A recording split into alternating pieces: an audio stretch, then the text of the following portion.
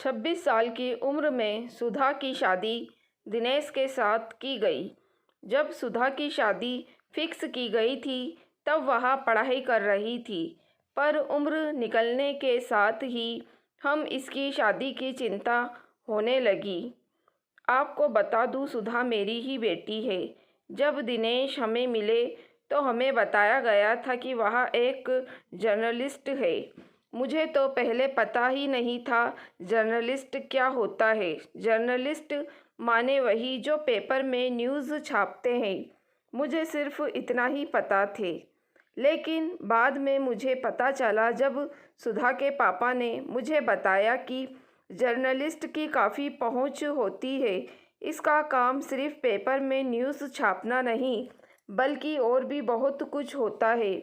और इस बात पर मुझे यकीन तब हो गया जब शादी के कुछ समय बाद सुधा की तबीयत खराब होती है। एक फ़ोन पर ही शहर के सबसे अच्छे डॉक्टर मेरे बेटी और दामाद के घर पर आते थे। हम कहीं घूमने जाते या कहीं दर्शन करने जाते तो हमें कभी लाइन में लगना नहीं पड़ता था। हम भीड़ का हिस्सा नहीं रहते थे। हमें हर वीआईपी ट्रीटमेंट मिलता था। मेरा यकीन पुख्ता और तब हो गया जब एक रात मेरे पति को हार्ट अटैक आया। मैंने झट से सुधा को फ़ोन लगाया और फ़ोन लगाने के 15 मिनट के भीतर ही मेरे घर के बाहर एम्बुलेंस, एक डॉक्टर और 2 अटेंडेंट खड़े थे, जिन्होंने तुरंत ही मेरे पति को अस्पताल पहुंचाया। लेकिन भगवान को कुछ और मंजूर था। हमने अपने पति को खो दिया। मेरे पति की मृत्यु के बाद मैं अपनी बेटी सुधा के साथ रहने चली गई। वहां जाने पर मुझे पता चला शहर में कहीं पर भंडारा हो तो अपने घर खाना बनाने का ज़रूरत नहीं होता। शहर में कोई सेलिब्रिटी आ रहा हो तो बिना किसी पेपर या पास के हम सीधा उससे मिल सकते थे। शहर में यदि कोई मेला लग रहा हो तो बिना टिकट के लिए बड़ी ही आसानी से साथ हम अंदर चले जाते थे। और यदि कभी टिकट ले भी लिया हो तो मेले का ऑर्गेनाइजर झट से हमारे पैसे लौटाता था। मुझे बहुत गर्व होता है अपने बेटी और दामाद पर, और काम से कहीं ज़्यादा गर्व होता है अपने पति पर कि उन्होंने एक ऐसा हीरा जैसा दामाद हमारे लिए खोजा। और हम दोनों से कहीं ज़्यादा गर्व दिनेश के माता पिता को उनके ऊपर था। सुधा ने मुझे बताया कि माँ, मेरे पति की तनख्वाह ज़्यादा नहीं है, कमाई भी कोई ख़ास नहीं है, पर मोटे खर्चे से हम लोग बच जाते हैं। इसलिए जितना भी आता है वह हमारे लिए काफ़ी है। कुछ साल बाद सुधा को बेटी होती है और हम लोग फिर से एक बार खुशी के माहौल में डूब जाते हैं। कुछ साल बाद बेटी बड़ी होती है तो उसका नाम स्कूल में लिखा जाता है। स्कूल भी कोई छोटा मोटा नहीं था, शहर का सबसे बड़ा स्कूल था। मुझे आज भी याद है कि जब स्कूल में एडमिशन हुआ उसके 2 दिन बाद ही स्कूल के प्रबंधक ने दिनेश को बुलाया और उन्हें बोला, फीस देने की कोई ज़रूरत नहीं है, आप सिर्फ रजिस्ट्रेशन चार्ज दीजिए। ऐसा इसलिए नहीं कि वह पत्रकार थे, बल्कि पत्रकार होने के साथ साथ शहर में उनका नाम था। कोई भी गरीब यदि वह किसी तरीके से परेशान है तो मेरा दामाद पूरी कोशिश किया करते थे कि उसकी सहायता की जाए।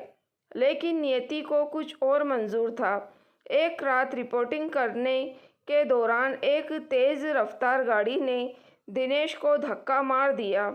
उनके मीडिया हाउस के कर्मचारियों ने तुरंत उठाकर उन्हें शहर के सबसे बड़े अस्पताल लेकर गए, जो कि एक ट्रामा सेंटर था।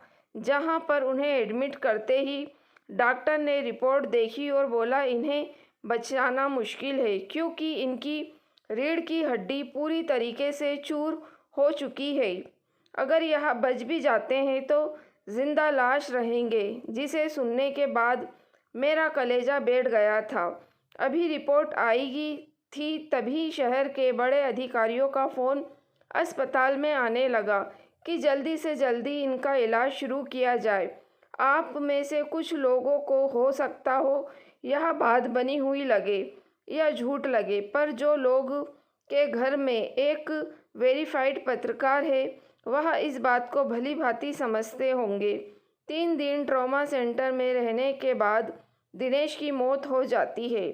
दिनेश अपनी पीछे एक जवान पत्नी, एक छोटी बच्ची और 2 बूढ़े माँ बाप छोड़कर जाते हैं। दिनेश की मौत पर जिले के सभी बड़े अधिकारी आते हैं, सभी बड़े नेता आते हैं, फ़ोटो खिंचवाते हैं। कुछ नहीं तो यहाँ तक कि दिनेश की बेटी उनकी बेटी है और उसकी पढ़ाई की आगे की जिम्मेदारी वह खुद उठाएंगे। जिसे सुनने के बाद मुझे ऐसा महसूस होता था कि मानो दिनेश नहीं है, पर उसके बनाए हुए व्यवहार आज भी जिंदा है। लेकिन सच्चाई यहाँ है, आदमी कितना भी अच्छा व्यवहार बना ले, जिस दिन उसकी मृत्यु होती है उसके सारे व्यवहार उसी के साथ चले जाते हैं। दिनेश की मृत्यु के 6 महीने बाद हमारे घर कोई भी नहीं आता। स्थिति यह रहती है कि खाने की भी समस्या होने लगती है।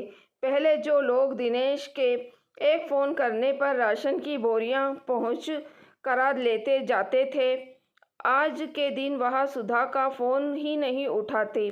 काफ़ी समय तक सुधा और उसके परिवार के लोगों ने फाइनेंशियली दिक्कतों का सामना किया और 2 साल बाद सुधा ने अंत में हार मानकर एक प्राइवेट स्कूल में मात्र 15,000 की नौकरी की। शुरुआत में मैंने कहा था कि सुधा की पढ़ाई छुड़ा करके हमने उसकी शादी करा दी, क्योंकि उसकी उम्र निकल रही थी। अब इस बात का पछतावा मुझे ज़िंदगी भर होता है। अगर सुधा की पढ़ाई पूरी होती तो उसे किसी छोटे स्कूल में 15,000 की नौकरी करने की ज़रूरत नहीं पड़ती। मैं सभी लोगों से यह कहना चाहूँगी, उम्र निकल रही हो या ना निकल रही हो, अपनी बेटी को इतना सक्षम होना चाहिए कि यदि कल को उसका पति ना रहे तो भी उसे खाने के लिए मोहताज ना होना पड़े। भले ही आप कितने बड़े घर से हो, लेकिन आत्मसम्मान की रोटी अपनी ही कमाई से मिलती है। जो दिनेश की एक फ़ोन पर सारा काम कर जाते थे, आज के दिन सुधा का हाल पूछने नहीं आते।